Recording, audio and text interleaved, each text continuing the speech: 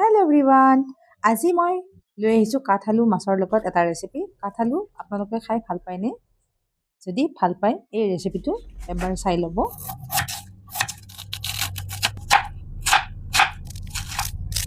আলু আৰু পিঁয়াজখিনি মই কাটি ল'লোঁ। এতিয়া আদা নহৰুখিনি খুন্দনাটোত খুন্দি ল'ম। আলুখিনি মই 80% এইদৰে সিজাই ৰাখিছোঁ। এইদৰে সিজাই পানীটো পেলাই দিলে ইয়াৰে বিজলটো ওলাই যায়। মাছ দুপিচ মই ফ্ৰাই কৰি ল'লোঁ। চেম তেলত মই গোটা জিৰা আৰু তেজপাত এখিলা দি লৈছোঁ আৰু দিছোঁ লগতে পিঁয়াজ। এইখিনি ভাজি লৈ এচামুচ মই আদা নহৰু খুন্দি লোৱা দিছোঁ আৰু গুড়ি মছলাখিনি দিছোঁ। গুড়ি মছলাত আছে জিৰা গুড়ি, ধনিয়া গুড়ি আৰু জলকীয়া গুড়ি। এতিয়া মই জোখমতে গৰম পানী দি লৈছোঁ আৰু মাছ দুপিচ দিছোঁ। ঢাকোন লগাই 4ৰ পৰা 5 মিনিট মই সিজিবলৈ দিছিলোঁ।